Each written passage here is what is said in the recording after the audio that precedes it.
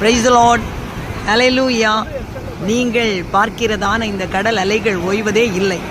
ஒவ்வொரு நொடியும் கரைக்கு வந்து கடலுக்கு திரும்பும்போது அவைகள் தன்னை உண்டாக்கின கர்த்தரை மகிமைப்படுத்துவது போல் தெரிகிறது. பாருங்கள், இந்த சந்திரன் ஒளியினால் இந்த கடல் பொன் போல மின்னிக் கொண்டிருக்கிறது. ஒவ்வொரு நொடியும் இது நடக்கிறது. மனிதன் அன்றாடம் நடக்கிறான், அன்றாடம் தன் வேலைகளை செய்கிறான், அன்றாடம் கேளிக்கைகளுக்கு செல்லுகிறான், அன்றாடம் கடல்களை சந்திக்கிறான், கடன் வாரங்களையும் சந்திக்கிறான், தீராத நோய்களை சந்திக்கிறான். ஆனால் இந்த கடலுக்கு நோய் வருகிறதா? இல்லையே. இந்த நிலவுக்கு நோய் வருகிறதா? இல்லையே. இயற்கை நோய்வாய்ப்படுவதே இல்லை, நாம் தான் நோய்வாய்ப்படுகிறோம். இயற்கை உண்டாக்கின கர்த்தர் நோய்வாய்ப்படுவது இல்லை. இன்றைக்கு உங்கள் வாழ்க்கையில் நோய்கள் மாற, கடன் பாரங்கள் மாற, கண்ணீர் காலங்கள் மாற நீங்கள் செய்ய வேண்டியதெல்லாம் கர்த்தரை துதித்தல்.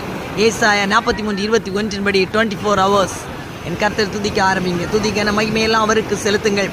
இஸ்ரவேலின் துதிகள் வாசம் செய்கிற கர்த்தர், துதிகள் பிரியப்படுகிற தேவன் உங்கள் வாழ்க்கையை வளமாய் மாற்றுவார். துதிக்கான மகிமையெல்லாம் கர்த்தருக்கு செலுத்தும். மலைகளைப் போல ஓய்வின்றி கர்த்தரை மகிமைப்படுத்துவோம். பரிசுத்த உள்ளத்தோடு கர்த்தரை துதிக்க ஆரம்பிப்போம்.